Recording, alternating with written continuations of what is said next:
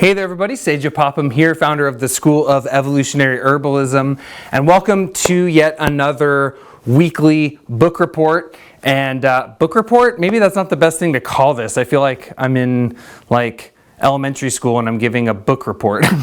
But book update on what I've been working on the Evolutionary Herbalism book. And over the last week, I've been focusing on writing about the 7 inner planets of astrology and showing the connections that the qualities and characteristics of each of those 7 planets have to some of the foundational principles of herbal medicine. And this has been a really fun chapter, a very detailed chapter. It turned into a very long chapter of the book. But it's been really cool kind of focusing in on, how the unique qualities and characteristics of the planets, not only in how they relate to 7 primary psychological functions, but also how they relate to our physical bodies. And this is really the area of medical astrology, and it's something that I think in big picture cultural dynamic is oftentimes overlooked. I don't think a lot of people really know that there's such a thing as medical astrology, right? I mean, most of the time I think people think astrology, it's like you look up your sun sign in the Sunday paper and it's kind of a joke, right? And astrology obviously is so much more than that, as if any of you have been following my work for a while, you know that astrology is significantly more profound than the Sunday paper. But it's been really neat kind of breaking down the various facets of the planets based on how their psychological qualities are really just a reflection of their physical qualities in terms of the medical astrology tradition. Meaning that, the way in which a planet represents a certain psychological function is immediately related to the organs, the systems, the tissues, the physiological processes that planet governs within the physical body. A really cool example of that is thinking about the sun, right? And how the sun is the gravitational center of our whole solar system, right? Every planet orbits around the sun. And within us, the sun represents psychologically kind of the gravitational center of the psyche, right? We can think of it as the center of the self. Some astrologers relate that to the ego. I tend to think of it more as kind of the core essential self, the inner light of nature. We can think of it as the soul, or the inner sulfur aspect of the self. And as it is the center of the psychological self, it's also the center of the physiological self, which is the heart, right? I mean, the heart rests at the center of the body, and just like the sun, its responsibility is to distribute and disseminate the vital force throughout the body. In the same way the sun's emanating light throughout the solar system and basically giving life to at least life here on Earth the way we know it, the heart does the same thing within ourselves, right? Within our bodies. It's that distributor of life force, and it does that through blood and through oxygenation and things like that. And so it's really cool looking at the pattern, right? The core pattern of a planet, and how the way it relates to our body is just the most condensed physical aspect of that same pattern in terms of the way it relates to the psyche. And so each of those 7 inner planets, the sun, the moon, Mars, Venus, Jupiter, Saturn, and Mercury, all relate to these 7 primary aspects of the self that we all have within us, right? We all have a solar purpose. We all have an essential self represented by the sun, right? We all have a lunar body representing kind of our feeling and our emotional qualities, our internal kind of, I always think of the moon as like how we experience ourselves inside of ourselves, right? That subconscious part of the self. We all have a mercurial faculty, right? A communicative faculty. We all have a rational intellectual mind, right? We all have a Mars aspect, right? Action, willpower, dynamism, courage. We all have a Venus, a capacity to form relationship and create harmony within our lives. We all have a Jupiter, right? Aspirations, dreams, goals, right? That higher vision, that higher calling for our life.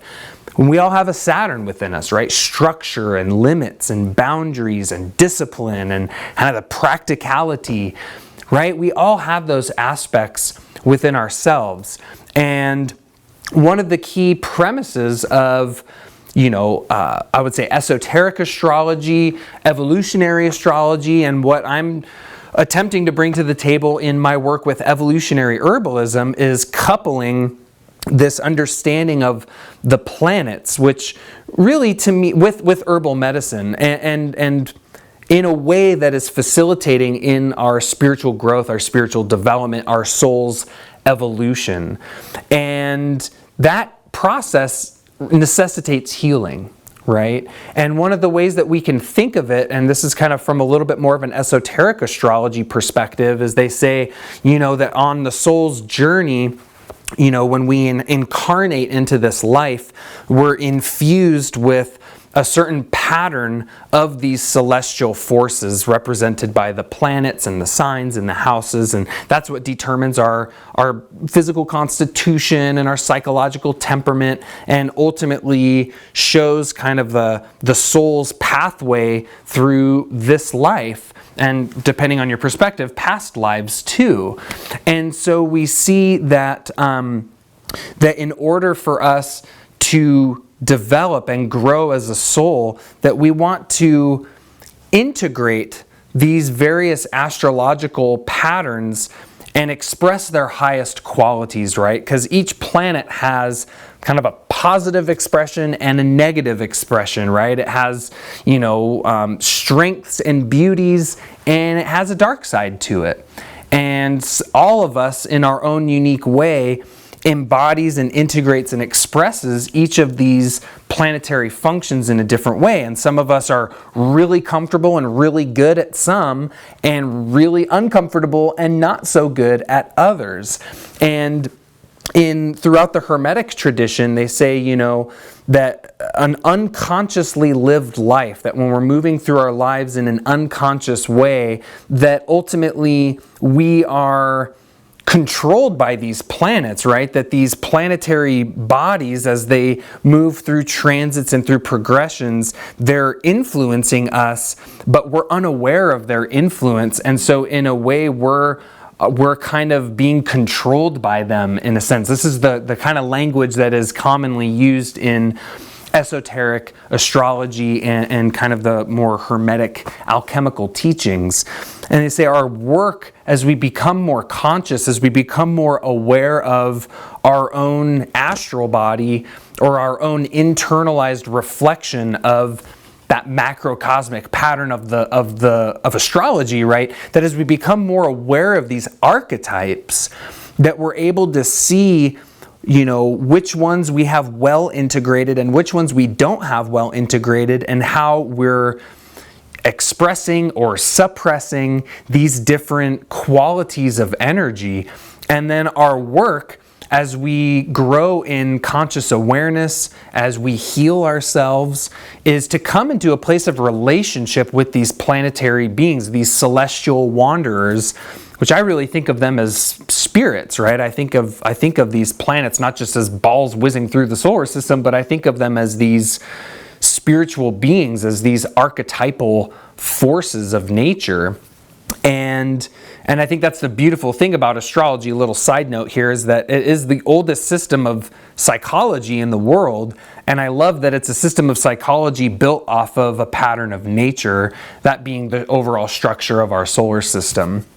So as we come to work with these planets, that we're able to transform their energy, right? So for example, say someone has a not so well integrated Mars within their astral body. Well, that Mars can either be expressed in an excessively imbalanced way or in a deficiently imbalanced way. So, for example, the person with a deficient Mars, maybe they feel really weak or timid or shy. They don't feel confident. They don't feel strong in themselves. They don't feel like they have a sense of personal power and will. Like there's nothing like driving them to get up and out of bed in the morning. Maybe they feel really depressed and melancholic.